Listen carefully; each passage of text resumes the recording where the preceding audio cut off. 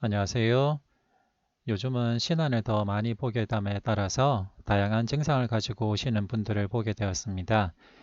상당수의 분들이 개인의원에서 여러 가지 증상을 가지고 진료를 받으시다가 정확한 진단명을 듣지 못하고 제대로 된 치료나 약물 치료의 효과를 보지 못하고 의뢰서를 가지고 진료를 받으러 오신 분들이었는데요. 그분들을 보고 진찰하면서 느낀 내용들을 정리할 때 브리티시 메디칼 저널 BMJ의 과거에 실렸던 논문을 보면서 저도 많이 도움이 되는 것이 있어서 같이 정리하게 되었습니다. 1987년 BMJ에 실렸던 이 논문에서 제일 인상 깊었던 문구가 있었는데요. 그것을 제목으로 삼았습니다. 그 문구는 의사 자신은 강력한 치료제이며 위약입니다. 라는 문구였습니다. 그리고 긍정적인 자세의 엄청난 치료력에 대한 연구였는데요. 아주 흥미로웠습니다. 먼저 제가 정리한 결론을 말씀드리겠습니다. 이 강의의 주제처럼 의사 자신은 강력한 치료제이며 위약입니다. 그리고 의사의 불안을 환자에게 떠넘기지 마세요. 라는 말을 드리고 싶습니다. 사실 복잡한 증상, 금방 정의하기 힘든 증상, 객관적인 검사 결과를 가지고 진단할 수 없는 증상을 가지고 오신 환자들을 보면 의사에게 불안감이 생기기 마련입니다. 내가 이 환자를 제대로 진단하고 치료하지 못해서 문제가 생기는 것은 아닐까? 내가 이 환자를 제대로 진단하지 못하는 능력의 한계가 드러나서 환자에게 부정적인 말을 듣지는 않을까? 이런 불안감이 들 수 있습니다. 사실 그런 불안감을 해소하는 가장 간단한 방법은요. 그런 불안감을 환자에게 떠넘기는 겁니다. 당신의 증상은 뭔지 잘 모르겠습니다. 혹시 심각한 병일 수도 있으니까 더 큰 병원에 가서 진료를 받아보세요. 아니면 혹시 무슨 병이 있을지 모르니까 이런 검사 저런 검사 다 해봅시다. 아니면 여러 과로 의뢰를 해드릴 테니까 거기에서 진료를 받아보세요. 라고 이런 식으로 의사의 불안감을 환자에게 떠넘길 수가 있습니다. 때로는 그것이 아주 솔직하고 현명한 결정이 될 수도 있습니다. 왜냐하면 복잡하고 진단되지 않는 증상을 가진 환자들 중에 일부는 실제로 난치병 또는 쉽게 진단되지 않는 복잡한 병 아니면 심각한 병이 있는 경우도 있기 때문입니다. 하지만 그렇지 않고 의사가 이 환자의 증상을 들어보니 머리도 아프고 정리도 안 되고 복잡하다. 하지만 그렇다고 안심시켜 주기에는 나도 뭔지 파악이 안 되니까 불안한 마음이 생긴다. 단지 그런 마음가짐 때문에 환자에게 의사의 불안감을 떠넘기고 환자를 여러 과를 전전하게 만든다거나 아니면 환자에게 끝까지 정확한 진단면을 주지 않는다거나 할 수가 있습니다. 결국은 이런 의사의 자세는 자신의 불안을 환자에게 떠넘기는 것밖에 되지 않습니다. 그리고 긍정적인 상담을 하기 위해서는 의사의 실력과 경험이 필요합니다. 결국 긍정적인 상담이라는 것은 의사가 이 환자를 정확하게 잘 파악했는데 이 환자의 삶의 질이나 이 환자의 생명이나 이 환자의 예후에 큰 영향을 미치는 어떤 병이 있는지 없는지를 정확하게 판단할 수 있어야 되겠고 그 판단에 자신감이 있어야 됩니다. 사실 그런 경험과 자신감, 실력이 없이는 사실 긍정적인 자세로 상담을 하기가 힘들겠죠. 또 반대로 생각해 보면 그런 실력과 자신감 없이 엉뚱한 진단을 주게 된다면 또 그것은 의사의 자질이 떨어진다고 볼 수 있습니다. 결국 제대로 된 긍정적인 상담을 하기 위해서는 의사가 실력과 경험 그리고 자세를 갖추어야 될 필요가 있습니다. 그리고 긍정적인 상담을 하기 위해서는 환자를 제대로 파악해야 되고 그리고 의사 환자 관계가 제대로 잘 정립이 돼야 됩니다. 그렇게 환자를 잘 파악하고 제대로 된 의사 환자 관계를 만들기 위한 첫 번째 단계가 바로 진찰, 피지컬 에그제미네이션입니다. 제일 간단한 원칙은 환자가 아파하는 곳을 만져주고 그리고 환자가 직접적으로 인지하지 못했지만은 환자에게 이상 소견이 나타나는 곳을 찾아주는 것입니다. 이렇게 아픈 곳을 만져주고 아픈 곳을 찾아주는 것은 진단, 치료, 신뢰관계 형성의 시작입니다. 저도 환자들을 봐오면서 이 진찰, 피지컬 이그제임이 얼마나 중요한 수단이자 진단 방법, 치료 방법인지를 아주 많이 경험하게 되었습니다. 그리고 진단명을 붙여주라. 예, 진단명을 붙여주는 게 중요합니다. 특히 환자가 이해하고 납득할 수 있는 그리고 기억할 수 있는 간단 명료한 진단명을 알려주는 것이 중요합니다. 사실 의사가 환자에게 정확하고 기억할 수 있을 만한 진단명을 주지 않는다면 환자는 내가 제대로 된 진단과 치료를 받지 못한 것이 아닌가, 내가 정확한 진단과 치료가 되지 않는 불치병이나 난치병에 걸린 것이 아닌가 하는 불안감에 빠질 수가 있습니다. 그래서 환자가 이해하고 납득할 수 있는 진단명을 붙여주는 것이 아주 중요하고, 이렇게 진단명을 정확하게 붙여주고 환자에게 기억시켜주는 것이 진단과 치료의 시작이자 절반으로 생각됩니다. 그리고 실력과 경험이 부족한 수련의도 공감하고 성실한 자세를 가지고 환자를 대하면 그 환자의 명의가 될 수 있습니다. 저도 전공의 시절 그리고 경험이 부족한 시절이 있었습니다. 하지만 그때도 참 여러 가지 저도 어려움이 있었지만은 공감하고 성실한 자세를 보이면서 환자를 대하면 내가 정말 전문가나 대가로서의 풍모는 보이지 못한다 하더라도 적어도 그 환자에게는 큰 도움을 줄 수 있는, 그 환자에게는 명의가 될 수 있었다라는 경험을 많이 할 수 있었습니다. 자, 그러면 BMJ에 실렸던 논문을 한번 훑어보도록 하겠습니다. 논문의 제목은 General Practice Consultations, Is there any point in being positive? 이고요. BMJ에 1987년에 실렸던 논문입니다. 일반 진료에서 증상을 보였지만 비정상적인 신체 징후가 없고 명확한 진단이 이루어지지 않는 200명의 환자 그룹을 대상으로 했고요. 그 환자를 4가지 상담 중 하나의 무작위로 배정했습니다. 이 4가지 상담은 긍정적인 방식으로 수행되는 상담이면서 약물 처방을 하는 군, 긍정적인 방식으로 수행되는 상담이면서 약물 처방을 하지 않는 군, 비긍정적인, 즉 부정적인 방식으로 진행되는 상담이면서 약물 처방을 하는 군, 부정적인 방식으로 진행되는 상담이면서 약물 처방을 하지 않는 군, 이 4군 중 하나로 배정이 되었고요. 상담 2주 후에 환자 만족도와 환자가 증상이 얼마나 호전되는지 평가를 하였습니다. 그래서 상담 2주 후에 긍정적인 그룹과 부정적인 그룹 간에 환자 만족도는 상당한 차이가 있었습니다. 즉, 긍정적인 방식으로 수행되는 상담을 받은 환자군의 만족도가 상당히 높았고요. 하지만 약물 처방을 받은 그룹과 약물 처방을 받지 않는 그룹 사이에는 만족도의 차이가 없었습니다. 그리고 환자의 상태가 호전된 비율은 긍정적인 상담을 받은 사람의 64%가 상태 호전을 보였고, 부정적인 상담을 받은 사람의 39%가 상태 호전을 보여서 통계적인 차이가 있었고요. 약물 처방을 받은 사람의 53%가 호전을 보였고, 약물 처방을 받지 않는 사람의 50%가 호전을 보여서 약물 처방 유무는 상태가 호전된 비율에 통계적으로 유의한 차이를 보이지 못했습니다. 즉, 긍정적인 방식으로 수행되는 상담 자체가 치료 효과를 보였고, 약물 처방을 하냐 안 하냐는 통계적으로 유의한 차이가 없었다는 뜻입니다. 네, 인트로덕션을 보겠습니다.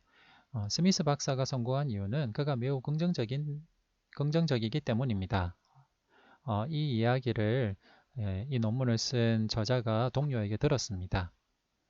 그래서 이 말을 듣고 스미스 박사가 긍정적인 자세를 취하기 때문에 성공했다고 우리 동료가 생각하는데, 그렇다면 이 긍정적인 방식을 보이는 의사 그 자신이 치료적인 효과가 있을까를 검증하고 싶다는 그 생각이 들어서 이 연구를 디자인했고요. 이 연구에 참여한 환자와 방식은 다음과 같습니다. 일반적인 진료에서 만나는 환자의 경우 몇 번의 진료로는 40에서 60% 정도에서는 확실한 진단을 내릴 수 없다는 기존의 연구가 있었고요. 이렇게 일반적인 진료에서 만나는 환자인데 확실한 진단을 내릴 수 없는 환자를 대상으로 했고, 이 환자들은 증상은 있지만은 비정상적인 피지컬 사인이나 레버러토리 examination에서 특별한 소견이 없어서 명확한 진단을 내릴 수 없는 환자였습니다. 그래서 이 환자를 네 가지 중 하나의 무작위로 배정했고요. 약물 처방을 하는 긍정적인 상담, 약물 처방을 하지 않은 긍정적인 상담, 약물 처방을 하는 부정적인 상담, 약물 처방을 하지 않는 부정적인 상담, 이 네 가지 중 하나에 배정하였습니다. 긍정적인 상담 세션은 다음과 같이 구성되었습니다. 우선 의사는 확고한 진단을 내렸고요. 환자에게 며칠 후에 더 나아질 것이라고 자신있게 말했습니다. 그리고 긍정적인 상담을 하면서 약물 처방이 없다면 의사는 환자에게 당신의 질병은 약물 치료가 필요 없다라고 명확하게 이야기하였고요. 약물 처방을 한다면 의사는 환자에게 이 약물이 효과가 있을 것이라고 말했습니다. 부정적인 상담에 배정된 경우에는 의사가 환자에게 확실한 진단과 안심을 시키는 말을 주지 않도록 했고요. 의사는 다음과 같이 말할 것입니다. 일단 무슨 병인지 확신할 수 없습니다. 그리고 약물 처방이 없다면 다음과 같이 말할 겁니다. 그러므로 치료제를 처방하지 않겠습니다. 그리고 약물 처방을 한다면 다음과 같이 말했습니다. 제가 처방할 치료제가 효과가 있을지 모르겠습니다. 네. 이런 식으로 세션이 구성이 되었습니다. 그리고 약물 처방에 사용된 것은 위약이고요. 티아민, 다이아민 3mg을 처방하였습니다. 결국 플라시보라고 봐야 되겠고요. 약물 처방 없으면 처방전이 없었습니다. 각 상담이 끝날 때마다 세션에 대한 주관적인 평가가 이루어졌고요. 의사-환자 접촉 및 의사소통의 정도에 대한 등급을 매우 좋음, 좋음, 보통, 나쁨으로 주관적 평가를 하도록 했고, 환자가 대기실로 돌아왔을 때 접수원이 오늘 아침 환자 만족도 조사를 하고 있습니다 라고 말하면서 무기명 설문지를 작성하도록 요청했고요. 그 설문지에 들어있는 내용들은 오늘 만나고 싶은 의사를 만났습니까? 즉 오늘 만났던 의사에게 만족했습니까? 라는 이런 설문 내용도 있었고, 또 몇 가지 환자의 캐릭터릭스를 파악하기 위한 설문 내용이 포함이 되었습니다. 그리고 상담 2주 후에는 각 환자들에게 상태 호전에 대한 설문 내용이 갔고요. 당신의 상태가 나아졌습니까? 진료를 본 지 며칠 만에 나아졌습니까? 그리고 추가적인 치료가 필요했습니까? 라는 내용을 묻는 카드가 발송이 되었습니다. 이 연구에 참여한 환자들 200명이 갖고 있던 증상들은 다음과 같았습니다. 기침, 인후통, 복통, 요통, 다리 하지통, 두통, 피로감, 흉통, 근육통, 이렇게 우리가 지금도 많이 볼 수 있는 다양한 증상들을 가진 환자들이었고요. 만족도 조사를 보면 포지티브 컨설테이션을 받았던 분들이 약물 처방 유보에 관계없이 만족도가 통계적으로 유의하게 높은 것을 알 수 있습니다. 보면 한 8, 90% 정도가 만족을 하고 있고요. 그리고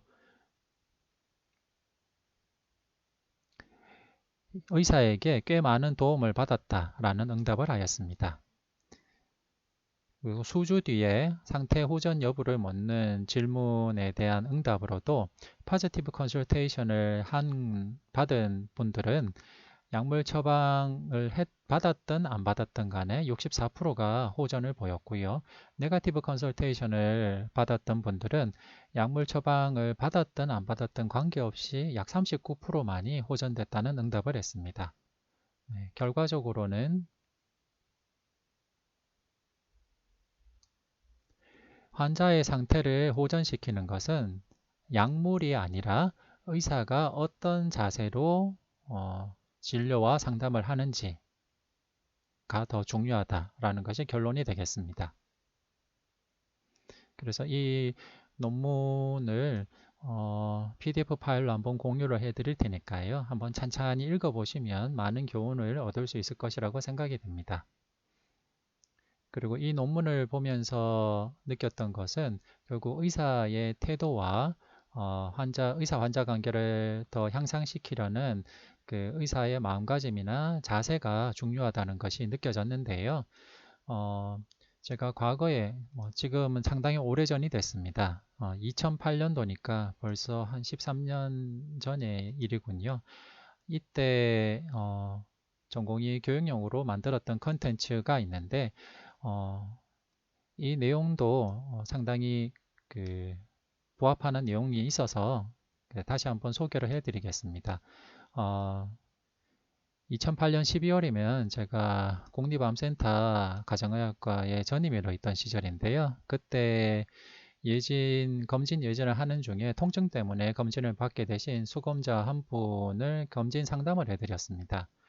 어, 사실 그분은 통증, 복통과 요통 때문에 검진을 받았는데요. 사실 복통과 요통 때문에 검진을 받은 분이라면 검진 결과에서 무슨 이상 소견이 나오면 그 증상이 그것 때문이라고 어떻게든 말해볼 수도 있겠지만은 이분은 그 검진 결과가 거의 정상이었습니다.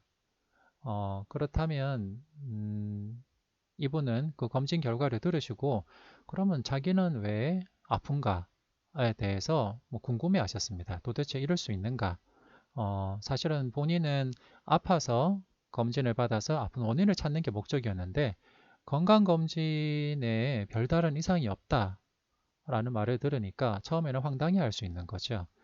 어, 사실 검진센터를 찾는 가장 큰 원인 중에 하나가 정말로 순수하게 건강검진을 하기 위한 목적이신 분도 있지만은 본인이 어디가 아픈데 또 어디가 불편한데 큰 병원에서 진료를 바로 받고 빨리 많은 검사를 쉽게 받을 수 있는 길이 검진이니까 그래서 그 목적으로 찾으시는 분도 꽤 있습니다.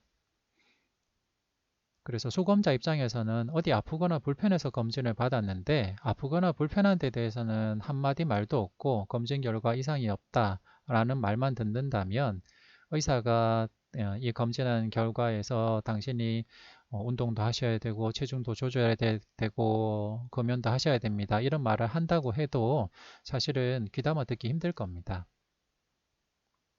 그래서 그때 저는 이제 그 환자를 만나면서 검진센터에서 근무하는 가정의학과 의사가 가장 잘 알아야 하는 분야 중에 하나가 통증이라는 생각이 들어서 13년 전에 정리한 내용이었고요. 그때 제가 생각했던 통증 치료의 3대 원칙은 아픈 곳을 만져주라, 아픈 곳을 찾아주라 였습니다. 요즘도 통증 환자들을 많이 보는데요. 사실 제가 요즘은 진료 시간에 여유가 없고 해서 IMS나 TPI 같은 것들을 안 한 지가 오래됐습니다. 하지만은 통증을 제가 IMS나 TPI 같은 통증 치료를 하지는 않더라도 충분하게 진단은 할 수 있고요. 그 진단을 하고 환자에게 진단명을 주고 이 질병은 어떤 통증 치료, 이 질병은 무슨 병이고 어떤 통증 치료를 해야 되고 이 통증 치료가 더 효과적으로 되기 위해서는 운동과 스트레칭이 필요하다라는 것을 설명해 주면서 환자가 상태가 많이 호전되는 것들을 요즘도 많이 경험하고 있습니다. 그리고 특히 아파하시는 분들 같으면 그 아픈 부분을 어루만져 주고 그 아픈 부분을 피지컬하면서 딱 환자에게 바로 거기가 아픕니다. 바로 거기가 아파요. 이렇게 말을 환자가 표현하게 됐을 때 환자도 이 의사가 내 아픈 부분을 잘 이해하고 찾아냈구나 하는 그런 느낌도 들고 그리고 또 그 자체가 정확한 텐더 포인트를 잘 확인할 수 있는 진단과 치료에 매우 중요한 것이다라는 것을 많이 느꼈습니다.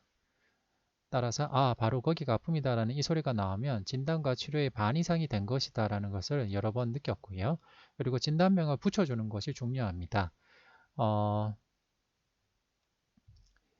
환자분들은 흉곽에 통증이 있으면 혹시 폐암이 아닌가 그리고 배가 아프거나 옆구리가 아프거나 등이 아프면 췌장암은 아닌가 췌장염은 아닌가 뭐 간암은 아닌가? 네, 이런 걱정들을 하시는 경우가 생각보다 많습니다.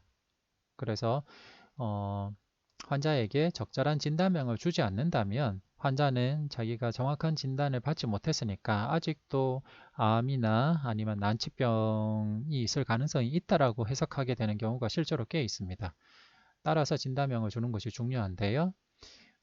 제가 주로 사용했던 진단명들은 뭐 근막통 증후군, 섬유근통 증후군, 늑강신경통, 긴장성 두통, 뭐 아니면은 뭐 복벽근 우통, 뭐 이렇게 여러 가지 환자에게 쉽게 설명할 수 있고 환자도 쉽게 이해하고 기억할 수 있는 진단명들입니다. 네, 이렇게 진단명을 주면은 환자도 자기가 제대로 진료를 받았고 자기가 걱정하던 간암이나 췌장암, 폐암 같은 이런 것이 아니다라는 것에 대해서 안심을 할 수가 있습니다. 그리고 통증은 사실 통증 치료를 잘 하지 할 기회가 없으시거나 통증에 대한 개념이 별로 없으신 분들은 습관적으로 엔세이드 정도만 쓰시는 경우들이 있는데요. 네, 그렇게 되면 통증에 별다른 효과도 못 보고 부작용만 생기는 경우도 꽤 많습니다. 그래서 통증 같은 경우에는 적절한 약물 치료와 통증 치료가 중요하고요. IMS나 TPI 같은 이런 통증 술기도 정말로 중요합니다. 네, 그래서 밑에 있는 내용들은 또 한번 천천히 읽어보시면 좋겠고요. 그리고 2018년도에 작성한 내용 중에 이제 소화기계 약물 치료라는 내용이 있었는데요. 기능적 위장 질환을 가진 환자들이 상당히 많습니다. 기능적 위장 질환을 가진 환자들은 메스꺼움, 복통, 설사, 심한 변비 이런 것들을 느끼면서 혹시 본인은 위암이나 췌장암이나 간암이나 뭐 이런 심각한 병을 앓고 있지 않을까 하는 불안감을 가지게 되는 경우가 상당히 많습니다. 그래서 이런 기능적 위장 질환을 가진 환자들을 볼 때는 다음과 같은 접근법이 중요한 것 같은데요. 우선 이런 펑셔널 디스펩시아나 리플럭스 디지즈, 이리터블 바울 신드롬 등은 매우 흔한 증상이며 의료기관을 찾는 환자들의 흔한 주소인데 상기 환자들의 치료를 위해서 중요한 점은 우선 암이나 궤양 등 기질적인 병변을 찾는 것이 중요합니다. 왜냐하면 사실은 가스트릭 얼서나 가스트릭 캔서나 펑셔널 디스펩시아가 증상으로는 구분할 수가 없기 때문입니다. 결국은 이런 기질적인 병변을 찾아내는 것이 중요하고 하지만은 내시경이나 적절한 영상 검사를 했는데 별다른 이상이 없다면 환자는 당연히 궁금해할 것입니다. 내시경도 별거 없고 CT도 별거 없는데 나는 왜 이렇게 불편하냐? 나는 왜 이렇게 아프냐? 라고 당연히 궁금증을 가질 수 있습니다. 그때 기능적 질환에 대해서 잘 설명할 필요가 있고요. 사실 이렇게 환자에게 진단명과 적절한 진단명을 주고 당신의 이런 증상을 느낄 수 있다. 그리고 이것이 상당히 흔한 것이다. 라는 것을 설명하는 것이 매우 중요하고 결국은 환자가 이해하고 납득을 할 수 있어야 됩니다. 그와 함께 환자의 증상을 호전시킬 수 있는 적절한 약을 잘 처방해서 환자가 증상 호전이 된다면 앞으로도 지속적으로 의사관계, 환자관계를 유지하면서 환자를 더 건강하게 할 수 있습니다. 이렇게 기능적 위장 질환을 가진 환자들은 처음 진료를 받으러 오셨을 때 처음에 여러 가지 풀어놓는 내용들이 상당히 길고 중구난방인 경우가 많습니다. 그래서 처음에는 참 다 들어드리기 힘들 텐데요. 그래도 본인에게 제일 중요한 증상을 집중해서 잘 여쭤보시고 가장 최근에 증상이 심했을 때에 대해서 좀 자세히 여쭤보면서 최대한 좀 시간을 아끼는 것이 노하우가 되겠습니다. 그리고 중요한 접근법 중에 하나가 공감해 주는 건데요. 이런 분들은 기능적 위장장애 증상으로 오랜 시간 고통을 받았고 여러 군데에서 검사와 진료를 받아왔기 때문에 참 오랜 시간 동안 고생을 했던 분들입니다. 그래서 그 환자가 오랜 시간 동안 힘들고 여러 가지 수고로운 일들이 있었겠다라는 것을 공감해 주는 것이 의사 환자 관계의 처음이고요. 이렇게 수진자의 증상 호소에 대한 공감과 관심 표명을 하는 것이 중요하겠습니다. 그 다음 여러 가지 접근법들을 통해서 레드 플렉 심텀 사인들을 찾아내고, 그리고 가장 최근에 위내시경, 대장내시경, 복부 영상 검사를 하셨던 것이 언제인지를 확인해 보는 것이 중요하겠습니다.